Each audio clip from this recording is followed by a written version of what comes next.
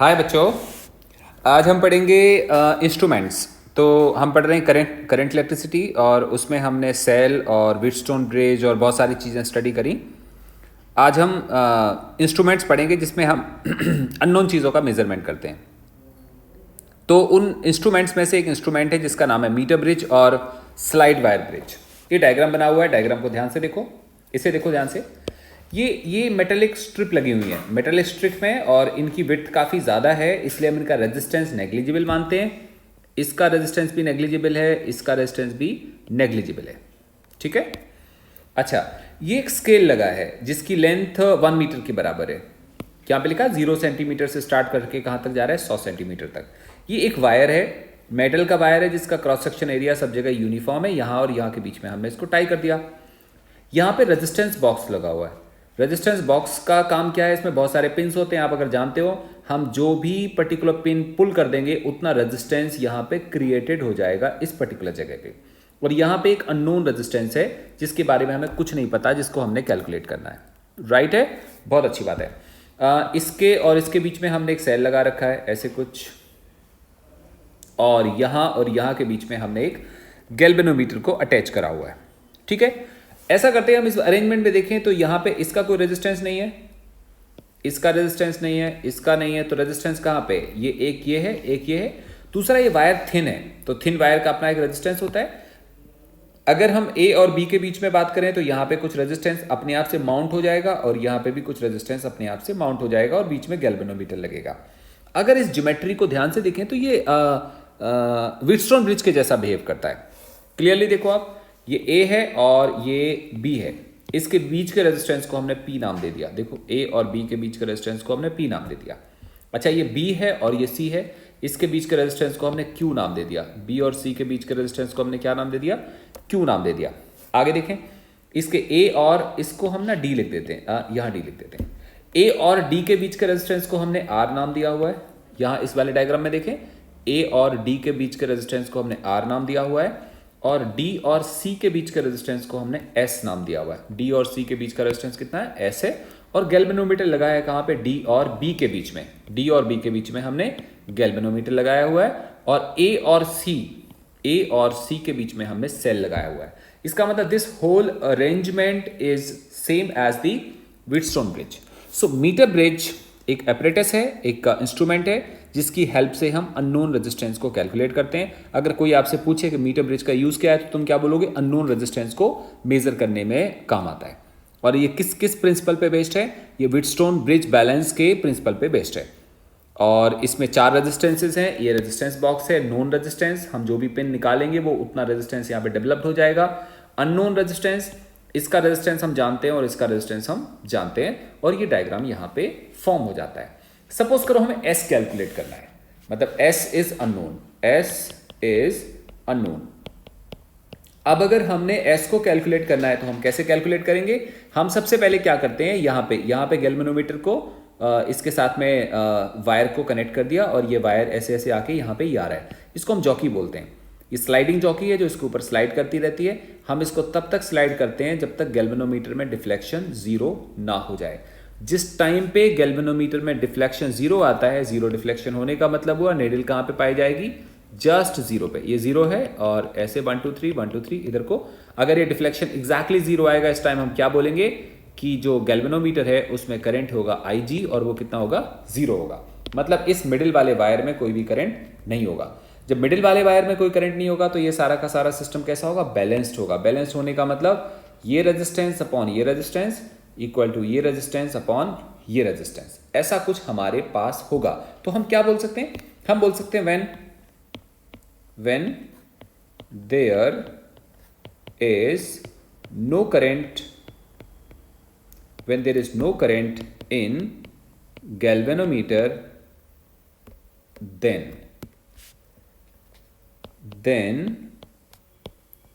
bridge is balanced। then bridge कैसा होगा, bridge is balanced। और अगर bridge balanced होगा तो हम बोल सकते हैं ऐसे वाले केस में R of C, ध्यान से देखो यहाँ पे, अगर ब्रिज बैलेंस होगा तो क्या होगा, this R upon this R। अगर हम मीटर ब्रिज से देखें तो कौन सा R है, दिस अपॉन दिस, मतलब हम क्या लिखेंगे कि R A B upon R B C, this R A B upon R B C is equal to किसके बराबर होगा, R A B upon R B C equal to R A D upon R C D, that is R A D upon R C D.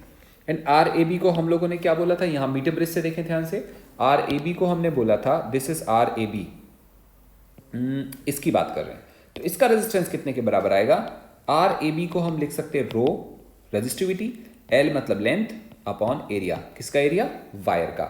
Similarly हम लिख सकते हैं are B सी को क्या, रो, ध्यान से समझो बेटा, इस पूरे वायर का रेजिस्टेंस कैसा होगा, सेम होगा।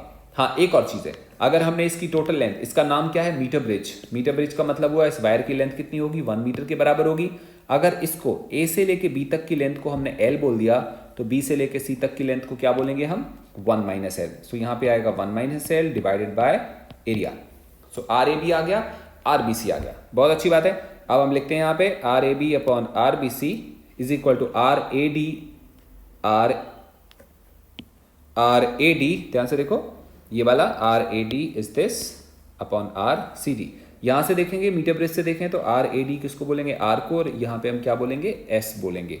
तो हम इसको लिख रहे हैं कितना, rho L by A divided by rho 1 minus L divide by A is equal to R divided by S. I believe सही है। चलो जी, सारा कुछ कैंसिल हो जाएगा, क्या बचेगा हमारे पास बचेगा L upon 1 minus L is equal to R divided by S. हमें आर ऑलरेडी मालूम था, कैलकुलेट क्या करना है हमें, अननोन एस कैलकुलेट करना है, वो क्या आएगा, R into 1 minus L divided by what, L. This is the relation by which we can calculate unknown resistance by meter bridge. आसान सा एक्सपेरिमेंट है, बहुत ध्यान से समझ लो। इस वाले केस में 4 जगह पे रेजिस्टेंसेस लगे हुए हैं, 1 2, ये वाला 3rd प्लेस और ये वाला 4th प्लेस, और गैल्वेनोमीटर को हम 5th रेजिस्टेंस मानते हैं। जो गैल्वेनोमीटर में या व्हीटस्टोन ब्रिज में जो 5th रेजिस्टेंस होता है वो गैल्वेनोमीटर का मानते हैं। और अगर ये बैलेंस्ड होगा, बैलेंस्ड का मतलब गैल्वेनोमीटर में कोई भी करंट नहीं जा रहा, इसका मतलब हुआ यहाँ पे इन रेजिस्टेंसेस का रेशियो कैसा आएगा, सेम आएगा, this upon this equal to this upon this. उससे हम अननोन रेजिस्टेंस को कैलकुलेट कर पाते हैं। एक काम करते हैं कि एग्जांपल देखते हैं, उससे हमें ये वाला चीज समझ में आ जाएगा।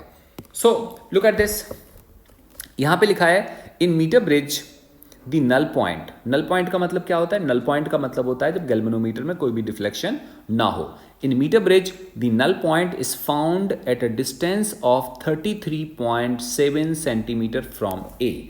इसका मतलब क्या हुआ, इसका मतलब हुआ ये नल पॉइंट हमें मिलेगा 33.7 दूर। अगर ये 33.7 होगा तो ये कितना बच गया, ये होगा 100 माइनस 33.7। क्लियर है। तो चलो क्वेश्चन देखते हैं आगे। In metre bridge the null point is found at a distance of 33.7 centimetre from A.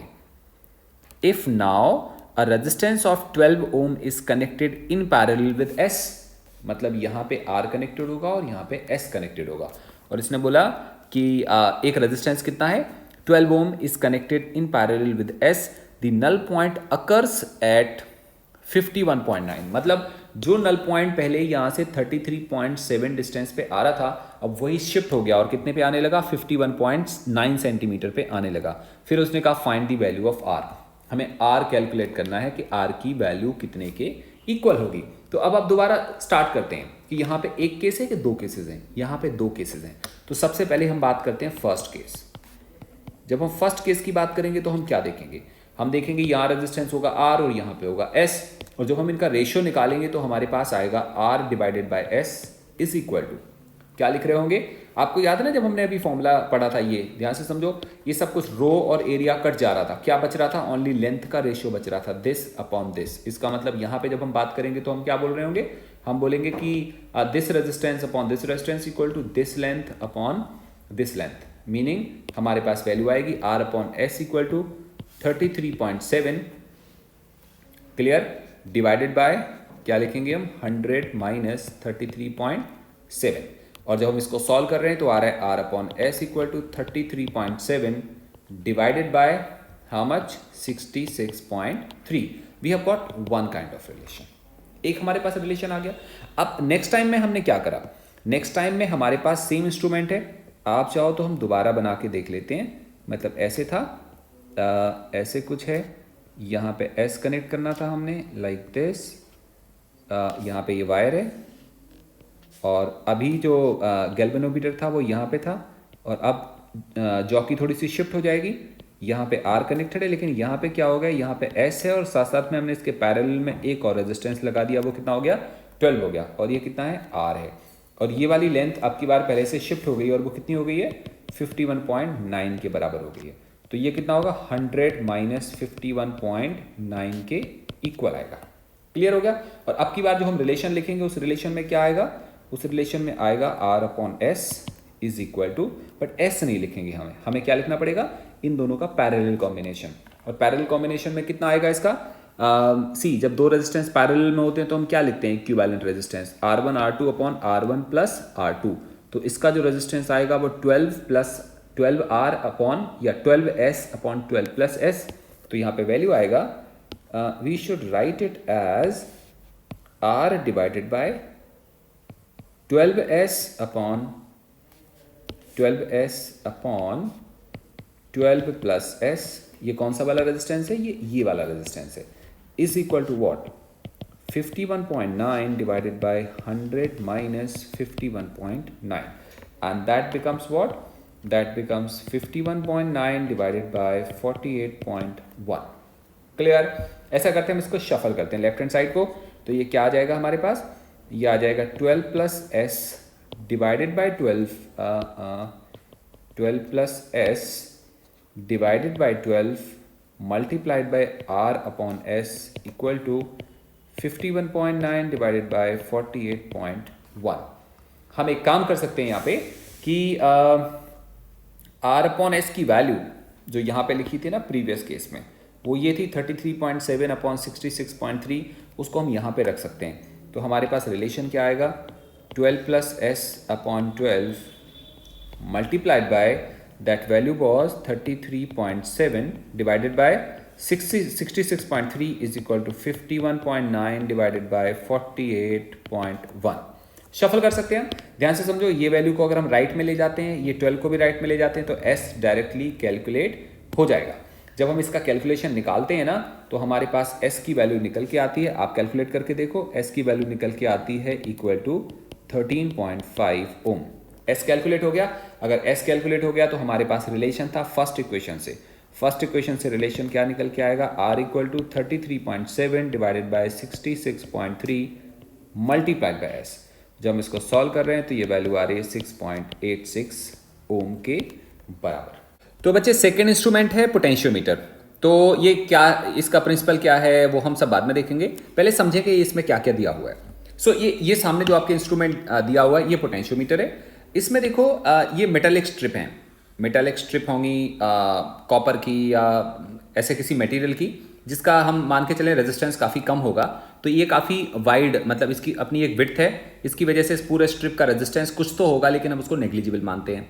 इसका भी रेजिस्टेंस नेग्लिजिबल होगा, इसका भी रेजिस्टेंस नेग्लिजिबल होगा। डन, बहुत अच्छी बात है।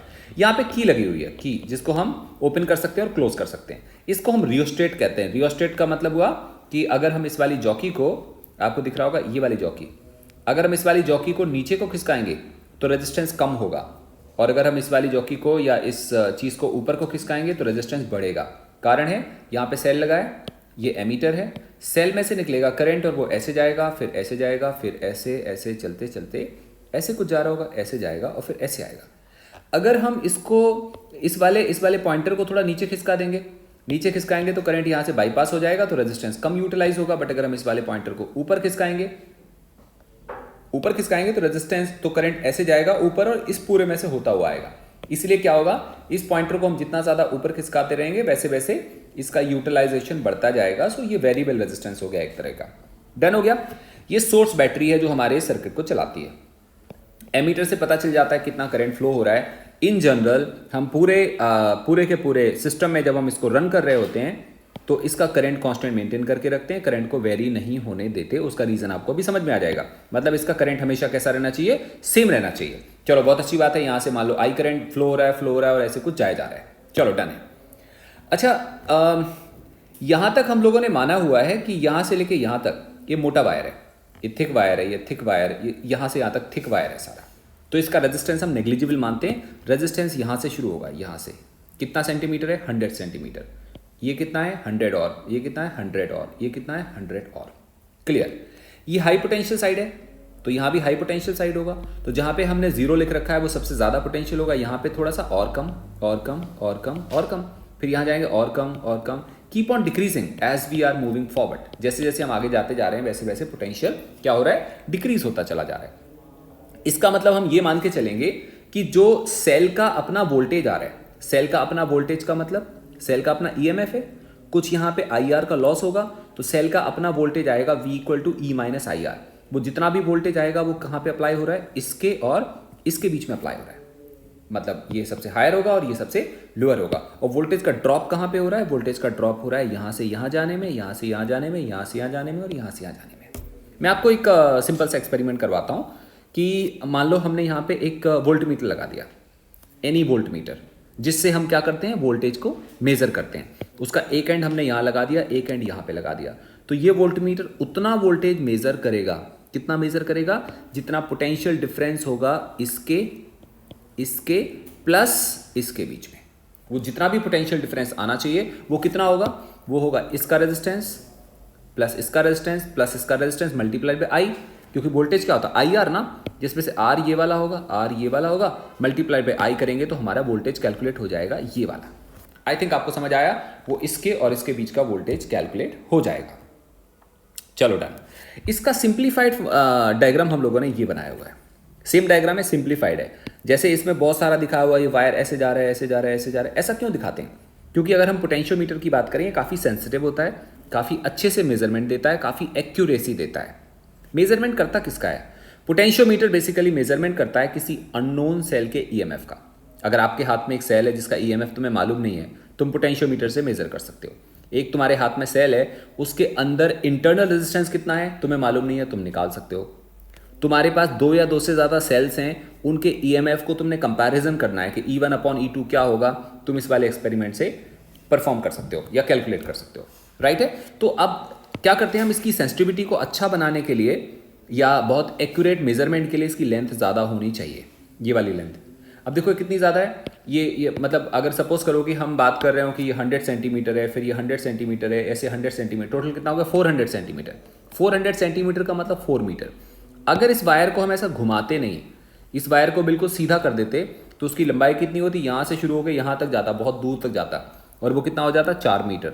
4 मीटर काफ़ी लंबी लेंथ होती है, वो हमारे लैब में बहुत सारी जगह ऑक्यूपाई करेगा, इसलिए हमने क्या कर दिया, वायर को बार बार ऐसे ऐसे घुमा दिया। क्लियर हो गया। इसका सिंप्लीफाइड डायग्राम हम लोगों ने ये देखा हुआ है। यहाँ मैं क्या दिखाने की ट्राई कर रहा हूँ, ये मेटालिक स्ट्रिप है, मेटालिक स्ट्रिप होने की वजह से इनका रेजिस्टेंस नेग्लिजिबल है। इधर भी रेजिस्टेंस नहीं है, इधर भी नहीं है, इधर भी नहीं है, इधर भी नहीं है। रेजिस्टेंस केवल कहाँ पे होगा, यहाँ पे। तो जो आपको ये दिख रहा है ना, मैं इसको नाम दे सकता हूँ ए और बी। तो यहाँ पे हम क्या बोल सकते हैं, A B is potentiometer wire. मतलब इस पूरे के पूरे एक्सपेरिमेंट में जो पोटेंशियोमीटर है एक्चुअली वो ये है, this thing is called potentiometer. फिर ये बाकी सब क्या है, बाकी सब अरेंजमेंट है इस पोटेंशियोमीटर को एक्टिवेट करने के लिए। कैसे, ये सेल लगा हुआ है, ये एमीटर है, यहाँ पे की लगी हुई है, हम जब चाहेंगे एक्सपेरिमेंट को चलाएंगे, जब चाहेंगे उसको बंद कर देंगे। तो एक्चुअली ये सोर्स सेल है जो हमारे सर्किट को चला रहा है, एमीटर बता रहा है कि इसमें करंट कितना फ्लो हो रहा है और हमने इसको कांस्टेंट मेंटेन करके रखना है। की बता रही है कि सर्किट को चलाना है कि बंद रखना है, और हो क्या रहा है, करंट यहाँ से फ्लो हो रहा है। जब करंट यहाँ से फ्लो होगा तो यहाँ पे सबसे हाई पोटेंशियल होगा, यहाँ पे थोड़ा कम और कम और कम और कम। आप इमेजिन करो कि ये की बंद है, तुमने अपने लेफ्ट हैंड और राइट हैंड दोनों की फर्स्ट फिंगर, लेफ्ट हैंड की फर्स्ट फिंगर और राइट हैंड की फर्स्ट फिंगर इस वाले पॉइंट पे रख दी। दोनों फिंगर एक ही जगह रख दो, तुम्हें करंट नहीं फील होगा। लेकिन अगर तुम अपने लेफ्ट हैंड की फिंगर यहां पे रखो और राइट हैंड की फिंगर इस पे खिसकाते हुए तुम यहां पे रखो, तो तुम्हें हल्का सा शॉक फील होगा, प्रोवाइडेड कि यह सेल काफ़ी बड़ा होना चाहिए। अगर सेल का वोल्टेज काफ़ी ज़्यादा होगा तो इसमें करंट काफ़ी ज़्यादा फ्लो होगा। अगर तुम एक फिंगर यहाँ रख रहे हो और एक फिंगर यहाँ रख रहे हो, तो इन दोनों के बीच में जितना पोटेंशियल डिफरेंस आएगा, तुम्हारी बॉडी को उतना पोटेंशियल डिफरेंस एक्सपीरियंस होगा। इसका मतलब क्या हुआ कि अगर हम ये कोई वोल्टमीटर है जिसका एक एंड हमने यहाँ रखा है, एक एंड यहाँ रखा है। अगर हम इसको स्लाइड करते करते यहाँ पे कहीं टच कराते हैं तो यहाँ पे वोल्टेज की उतनी रीडिंग आएगी, कितनी, जितना इन दोनों के बीच में पोटेंशियल डिफरेंस होगा। इन शॉर्ट हम बोल सकते हैं पोटेंशियोमीटर एक्सपेरिमेंट में हम वेरिएबल पोटेंशियल डिफरेंस क्रिएट कर सकते हैं। कैसा क्रिएट कर सकते हैं? Variable potential difference. वेरिएबल कैसे?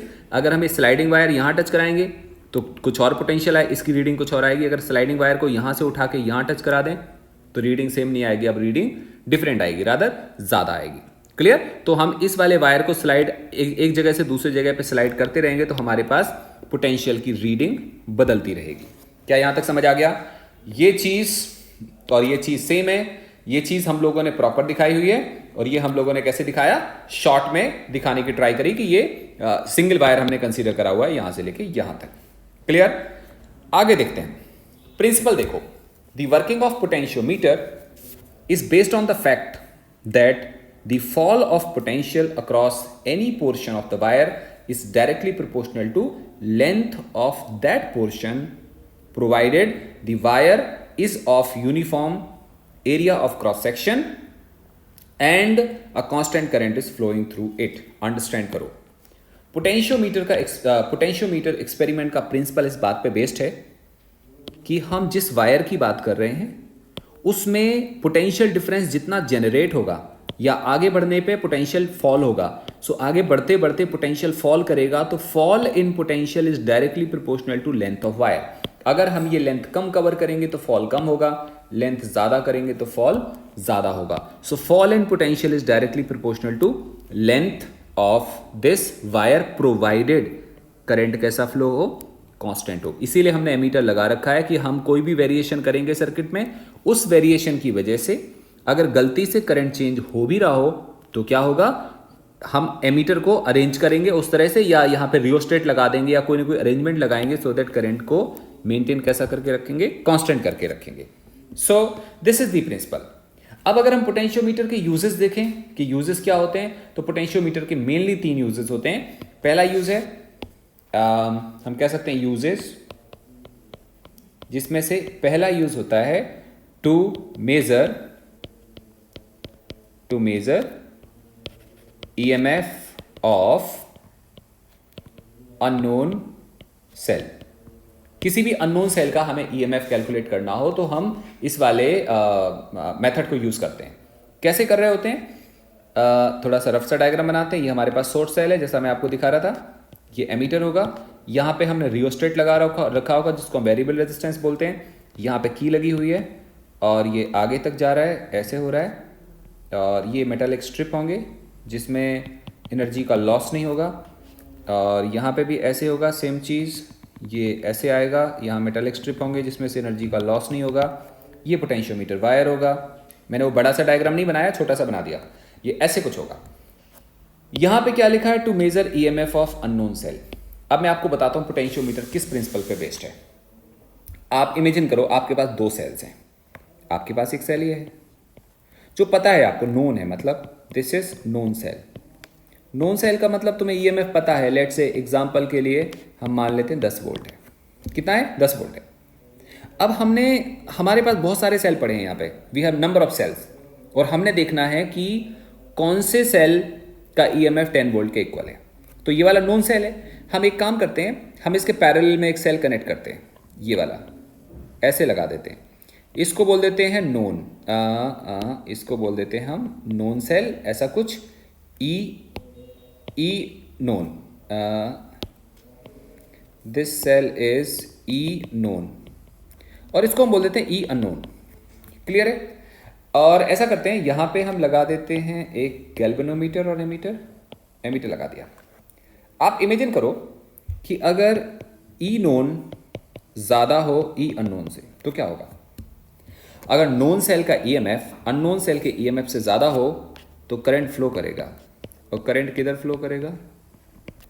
करंट फ्लो करेगा क्लॉकवाइज में कि एंटी क्लॉकवाइज में? सोचो आप, ये ज़्यादा है ये कम है, तो करंट ऐसे फ्लो करेगा, और एमीटर या गैल्वेनोमीटर में डिफ्लेक्शन आएगा। क्लियर? मतलब हम बोल सकते हैं करंट फ्लो करेगा किस डायरेक्शन में? एंटी क्लॉकवाइज में। क्लियर है? दूसरा देख लेते हैं। अगर ई नोन छोटा हो ई अननोन से, अब क्या होगा? अगर ई नोन छोटा हो ई अननोन से तो ये छोटा है और ये ज़्यादा है तो डोमिनेट ये करेगा, डोमिनेट ये करेगा तो करंट ऐसे फ्लो करेगा। और ये कौन सी डायरेक्शन है? ये डायरेक्शन है बेटा, करंट होगा आपकी बारी कहाँ पे? करंट होगा क्लॉकवाइज में। कब की बात कर रहे हैं? जब नोन छोटा है और अननोन बड़ा है तब क्लॉकवाइज में करंट आएगा। वी हैव थर्ड केस, और तीसरा बहुत इंपॉर्टेंट केस है कि अगर ई नोन और ई अननोन सेम हो जाए तो करंट के बारे में क्या सोचते हो आप? करंट की वैल्यू आएगी 0। हमारा पोटेंशियोमीटर इसी प्रिंसिपल पे बेस्ड है। हमारे पोटेंशियोमीटर एक्सपेरिमेंट में दो तरह के वोल्टेज होते हैं, एक अननोन और एक नोन, और उनको आपस में कनेक्ट करते हैं। और जब गैल्वेनोमीटर में डिफ्लेक्शन 0 हो जाता है तो हम कहते हैं वो हमारा ईएमएफ कैलकुलेट हो जाता है दोनों को कंपेयर करके। बट एक चीज का ध्यान रखना, इस प्रिंसिपल को अप्लाई करने के लिए सेल का कनेक्शन देखो। सेल के कनेक्शन कैसे हैं? जहां नोन सेल का पॉजिटिव है, जहां नोन सेल का पॉजिटिव है उसी तरफ अननोन सेल का भी पॉजिटिव है। अगर गलती से हमने अननोन सेल को उल्टा लगा दिया होता तो डिफ्लेक्शन कभी भी 0 नहीं होने वाला होता। मतलब अगर गलती से हमने ऐसे कर दिया होता कि ये नोन सेल है और ये अननोन सेल है और फिर हम यहाँ गैल्वेनोमीटर लगा देते, ऐसी सिचुएशन कभी अराइज नहीं होती जब गैल्वेनोमीटर में डिफ्लेक्शन 0 हो जाता। कारण है ये भी एंटी क्लॉकवाइज में फ्लो कराने की कोशिश कर रहा है और ये भी एंटी क्लॉकवाइज में फ्लो कराने की कोशिश कर रहा है। करंट कभी भी 0 नहीं होता, इसलिए हमने ऐसे वाला अरेंजमेंट नहीं किया, हमने करा है ऐसे वाला अरेंजमेंट। क्लियर हो गया? चलो जी, बहुत अच्छी बात है।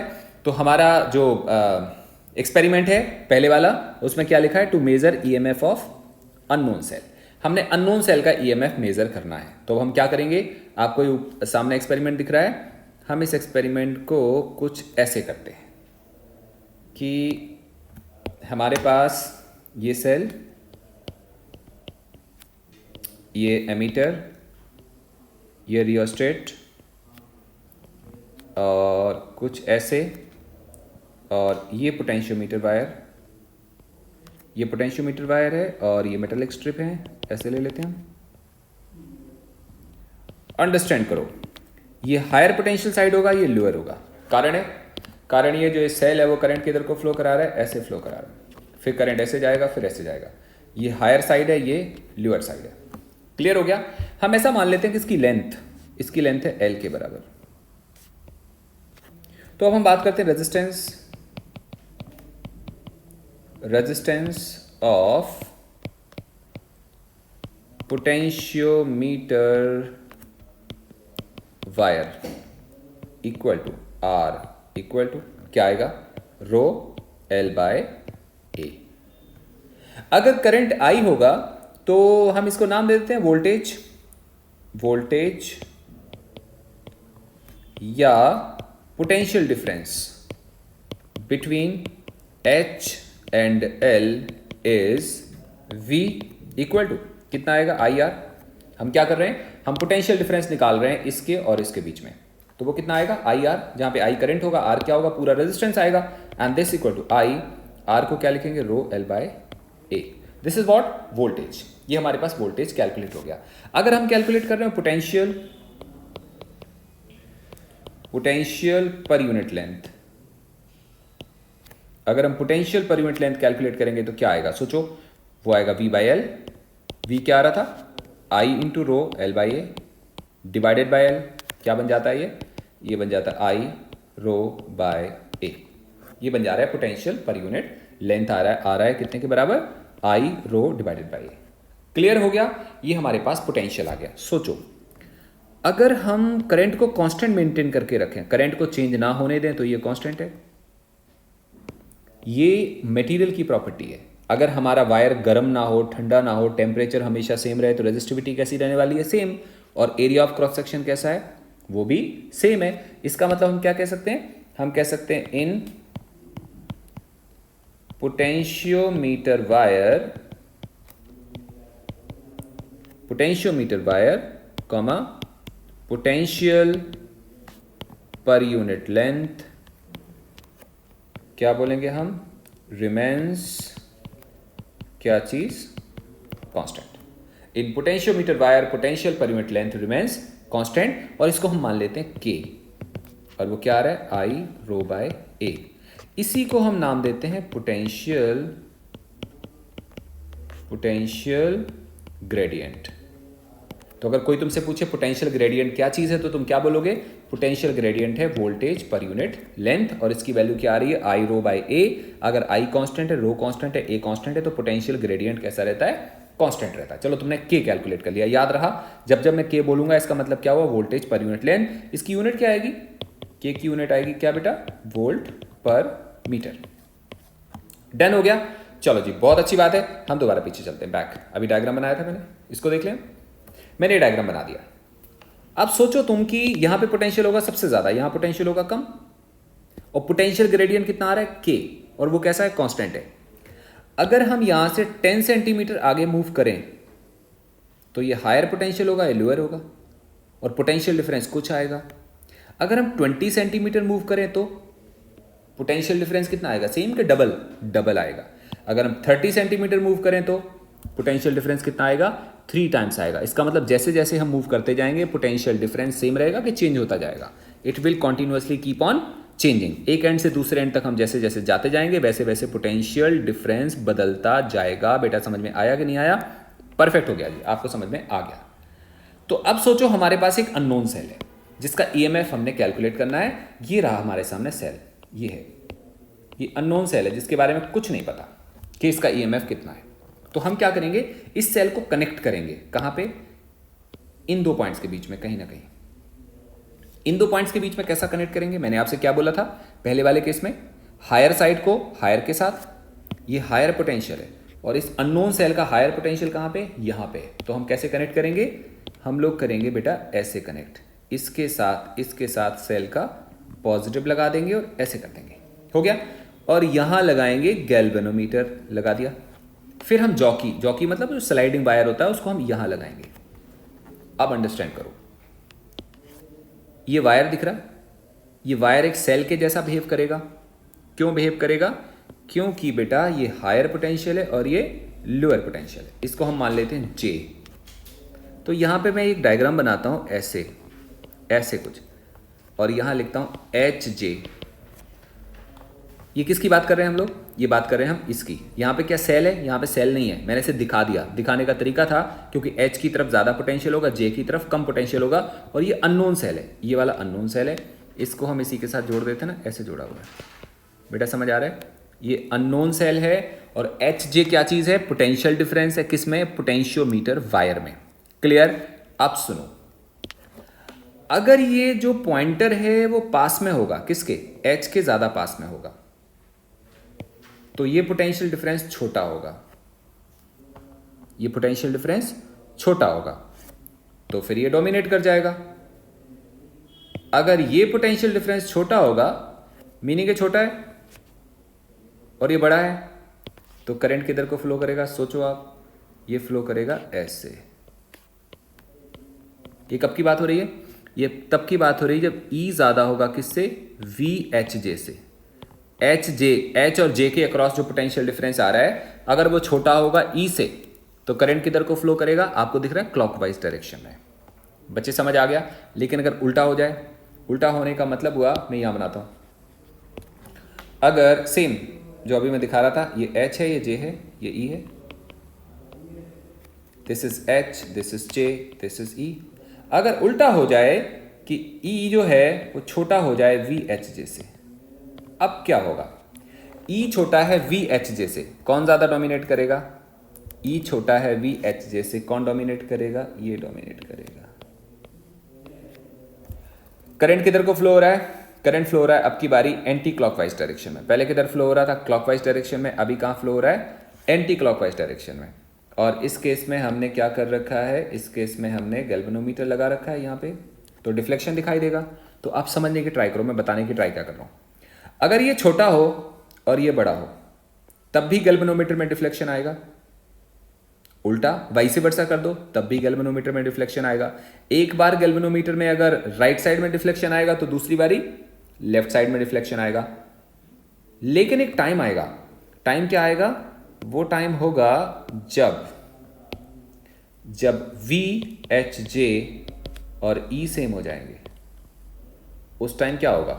उस time there is no deflection. उस टाइम पे कोई भी डिफ्लेक्शन नहीं होगा। जब वी एच जे और ई आपस में सेम हो जाएंगे तब कोई भी डिफ्लेक्शन नहीं होगा। तो कोई हमसे बोले कि आप सर बताओ, फिर आप मेरे को बताओ कि ईएमएफ ऑफ अननोन सेल क्या होगा। ईएमएफ ऑफ अननोन सेल क्या होगा? तो तुम क्या बोलोगे? तुम बोलोगे वो ई होगा और वो वी एच जे के इक्वल होगा। इक्वल टू क्या आएगा? के इंटू एल। क्या मतलब इसका? के इंटू एल का मतलब क्या है? के क्या चीज था याद करो? के था वोल्टेज पर यूनिट लेंथ। वोल्टेज पर यूनिट लेंथ। अगर एच और जे के बीच का लेंथ एल के बराबर हो, स्मॉल एल, मतलब अगर हम बात करें कि यहां से यहां तक एल के बराबर हो, दिस इज स्मॉल एल, तो एच और जे के बीच में कितना पोटेंशियल डिफरेंस आएगा? वो आएगा के इंटू एल के बराबर। तो अननोन सेल कैलकुलेट हो गया, E equal to K into L. Her wire में हमें के मालूम होता है और एल हम कैलकुलेट कर सकते हैं ज्योमेट्रिकली, तो अननोन वोल्टेज कैलकुलेट हो जाता है। परफेक्ट है। मैं आपको एग्जांपल देता हूं, आपको ज्यादा अच्छे से समझ में आ जाएगा अभी अभी। एग्जांपल डायग्राम बना के समझाता हूं, ज्यादा अच्छे से क्लियर होगा। वी हैव डायग्राम, ये सेल है हमारे पास और ये रियोस्टेट लगा हुआ है, ये एमीटर है और ये सारा का सारा सिस्टम कंप्लीट हो गया। डन है। ऐसे कुछ हो गया, ये ऐसे कुछ हो गया। इसके बीच में एक वायर लगा हुआ है ऐसे, और इस वायर की लेंथ है, मान लेते हैं इस वायर की लेंथ है एल और वो 10 मीटर के इक्वल है। रफली मैंने ऐसे बना दिया, कितना है? 10 मीटर के इक्वल है। परफेक्ट हो गया। और फिर क्या हुआ कि हमारे पास एक अननोन सेल लेके आते हैं हम, और अननोन सेल को हमने कनेक्ट करा। तो मैं जरा क्वेश्चन लिखता हूं। Unknown cell gives null deflection. Null deflection का मतलब जब कोई डिफ्लेक्शन गैल्वेनोमीटर में ना हो। Unknown cell gives null deflection at length 2.5 meter if potential gradient of potentiometer wire is 10 volt per meter, then find EMF of cell। देखो क्या लिखा है? Unknown cell gives null deflection at length 2.5 metre if potential gradient of the potentiometer wire is 10 volt per metre, then find EMF of cell. इसका क्या मतलब हुआ? इसका मतलब हुआ हमारे पास एक सेल है, ये रहा, उसका ईएमएफ हमें नहीं पता। हाँ, लेकिन मालूम है कि जो अगर हम यहाँ पे गैल्वेनोमीटर लगाएं तो नल डिफ्लेक्शन, गैल्वेनोमीटर में कोई डिफ्लेक्शन नहीं आएगा। कब? जब लेंथ कितनी होगी? 2.5 मीटर के बराबर। जहां पे के, इस वायर का के कितना गिवन है? 10 वोल्ट पर मीटर। 1 मीटर का कितना वोल्टेज है? 10। 2 मीटर का कितना होगा? 20। तो 2.5 मीटर का कितना होगा? 25। सिंपल। ऐसे भी कर सकते हैं, या हम कह सकते हैं सोल्यूशन में इजी, हम कह सकते हैं this EMF is equal to K into L. And what is that K? That is 2.5 multiply with this comes out 25 volt. Answer ये आ गया आपका आंसर। क्या चीज है बेटा? ये है ईएमएफ ऑफ अननोन सेल। एक और बात, इंपॉर्टेंट बात, वो ये है कि ये हमारे पास पोटेंशियोमीटर है, ये एमीटर, सेम रियोस्टेट, कोई फर्क नहीं पड़ेगा। आप किसी चीज को भी पहले कनेक्ट करो क्योंकि सीरीज में कनेक्टेड हैं, सो यू कैन हैव, आप कैसे भी कनेक्शन कर सकते हो। तो ये ऐसे हो गया, ये ऐसे हो गया। एक और बात, ये हमारे पास सेल है, ये अननोन सेल है, इसका कनेक्शन कैसे कैसे कर सकते हैं? ध्यान से समझो। इसका कनेक्शन हम कर सकते हैं ऐसे, ये सेल, ये हायर है, तुम ऐसे जोड़ दो, ऐसे जोड़ दो। ये राइट मेथड है जोड़ने का। दूसरा कैसे जोड़ सकते हैं? इसको हम ऐसे जोड़ सकते हैं, ये सेल है, ये ऐसे है। तुम एक काम करो, तुम ये वाला यहां पे कनेक्ट कर दो और ये वाला यहां पे कहीं कनेक्ट, ये भी राइट मेथड है। आप समझ पा रहे हो? कारण है, हमें एक चीज का ध्यान रखना पड़ेगा, लोअर साइड को लोअर साइड से और हायर साइड को हायर साइड से। मतलब ये 2 मेथड मैंने बता दिए। कोई एक क्वेश्चन आता है जिसमें वो बीच में जोड़ देता है, तुम ऐसा भी जोड़ सकते हो। You have this cell, you can even connect like this, ऐसे भी जोड़ सकते हो। This is also the right method. कैसे नहीं जोड़ सकते हो? तुम इसको पोलैरिटी ऑपोजिट के साथ नहीं जोड़ सकते हो। ऑपोजिट पोलैरिटी का मतलब हुआ कि मैं बार बार देखो अपोजिट चेंज कर दे रहा हूँ, कभी रियोस्टेट को पहले कभी बाद में, इसमें कोई बहुत बड़ी प्रॉब्लम नहीं है, राइट। तो ऐसे कुछ हो गया। आप कैसे नहीं जोड़ सकते हो, आप किसी सेल को ऐसे नहीं जोड़ सकते, ये रॉन्ग टेक्निक है।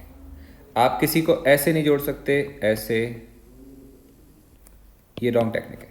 रीजन, हम लोगों ने क्या करा, जो अननोन सेल है हमारा, ये अननोन सेल है, उसकी पोलैरिटी कैसे कनेक्ट करनी है, उसका higher voltage side higher potential से और lower voltage side lower potential से। यहां हमने क्या करा, यहाँ हायर वोल्टेज साइड को लोअर पोटेंशियल से एंड वाइस वर्सा, यहाँ पे भी हमने यही काम करा। इसलिए ऐसा कनेक्शन आप नहीं कर सकते, जो ऊपर लिखे हैं उनमें से कोई भी कनेक्शन हम यूज कर सकते हैं, क्या निकालने के लिए, इक्विवेलेंट अननोन ईएमएफ कैलकुलेट करने के लिए। डन हो गया। ये था पहला मेथड, पोटेंशियोमीटर का पहला यूज था। हम बात करते हैं सेकंड यूज की। सेकंड यूज क्या है कि कंपेयर कर सकते हैं हम। कंपेयर किसको कर सकते हैं, comparing EMF of unknown cells. इसका क्या मतलब है, मान लो तुम कहीं जा रहे थे, तुम्हें दो सेल मिल गए, एक ये था जिसके बारे में कुछ नहीं पता, एक ये है जिसके बारे में कुछ नहीं पता, कौन बड़ा है कौन छोटा है। तुमने ऐसे मान लिया कि E1 है और ये E2 है। करेंगे क्या, हम सबसे पहले पोटेंशियोमीटर अरेंजमेंट बनाएंगे, जैसा हम लोगों ने पहले देखा था, ऐसे कुछ बनाने के बाद ये बन गया ऐसे, ऐसे हो गया। इस अरेंजमेंट के बाद हम क्या करेंगे, हम यहाँ पे जैसा वायर लगाते हैं वैसा लगा दिया, डन हो गया। अब हम यहाँ कनेक्शन देते हैं दोनों सेल का एक साथ, क्योंकि हम एक्सपेरिमेंट तो बाद में करेंगे, कनेक्शन तो पहले बना के रखते हैं ना। कनेक्शन बना दिया ऐसे, यहाँ पे की होती है 2 वे की, ऐसे कुछ कर सकते हैं। देखो इसको यहाँ जोड़ देते हैं, इसको हम यहाँ जोड़ देते हैं, यहाँ पे एक की लगी होती है और यहाँ पे एक की लगी होती है। क्लियर हो गया। और हमने बीच वाले पोर्शन में से एक वायर जोड़ के गैल्वेनोमीटर लगा दिया ऐसे। अंडरस्टैंड करो, अगर हम इस वाली की को इंसर्ट कर देते हैं तो ये खाली प्लेस भर गया। अगर ये इंसर्ट करेंगे, इनको नाम देते हैं, लेट्स से ये E1 है और ये E2 है। अगर हम इस वाली की को इंसर्ट करते हैं तो कौन सा वाला सेल एक्टिवेट हो जाएगा, ये E1 सेल एक्टिवेट हो जाएगा, करंट फ्लो करना शुरू करेगा यहाँ से यहाँ से यहाँ से यहाँ से यहाँ से। E2 अभी काम नहीं कर रहा है, और जब हमने इस वाली की को बंद करा तो गैल्वेनोमीटर में कुछ ना कुछ डिफ्लेक्शन आया, फिर हमने इस जॉकी को आगे पीछे खिसकाया, खिसकाने के बाद डिफ्लेक्शन फिर से 0 हो गया। एंड सपोज करो वो लेंथ थी L1, कितनी थी L1। वो क्या इंडिकेट कर रहा था, वो इंडिकेट कर रहा था कि E1 directly proportional to L1 और E1 equal to K L1 equation. Done हो गया। चलो बहुत अच्छी बात है। अब हमने क्या करा, अब हमने दोबारा से इस वाले जो यहाँ पे की थी ना उसको हटा दिया, निकाल दो, चलो निकाल दिया। अब हमने की को यहाँ पे बंद कर दिया। जब तुम ये बंद करोगे तो ये सर्किट तुम्हारा चल पड़ेगा, वो वाला बंद रहेगा। अब हमने ये कर दिया, तो जैसे हमने इस वाली की को बंद करा, गैल्वेनोमीटर में डिफ्लेक्शन आया, फिर हमने गैल्वेनोमीटर की जॉकी को आगे पीछे खिसकाया। खिसकाते खिसकाते एक टाइम आएगा जब हम एक जगह पहुंचेंगे, और एक जगह पहुंचने पे हम क्या देखेंगे कि गैल्वेनोमीटर में दोबारा से डिफ्लेक्शन 0 हो गया। लेकिन अब की बारी जो लेंथ आई वो L1 नहीं है, वो L2 L1 से डिफरेंट है। सपोज वो लेंथ आ गई L2, तो अब हम क्या बोलेंगे, E2 equal to KL2 equation 2। बेटा ये टॉपिक बहुत इंपॉर्टेंट है, समझने में बहुत डिफिकल्टी आती है। मैं जो जो बोल रहा हूँ नोट्स बना लेना प्रॉपर, नहीं तो समझ में नहीं आएगा। यहां से रिलेशन आएगा क्या, दोनों को कंपेयर करना है, E1 अपॉन E2, क्या लिखेंगे बेटा, L1 डिवाइडेड बाय L2। तो ये था हमारा एक दूसरा यूज किस चीज का, कि अब अगर हमें EMF को कैलकुलेट करना हो, को कंपेयर करना है, तो वो हम ये सब कर सकते हैं। तो मुझे लगा यहां तक आपको पोटेंशियोमीटर समझ में आ गया होगा। बाकी इसका थोड़ा सा पोर्शन है और थोड़े से एग्जाम्पल, हल्की सी प्रैक्टिस, वो हम कल करेंगे। उसके बाद ये वाला टॉपिक खत्म हो जाएगा। थैंक यू सो मच बेटा, बाय बाय।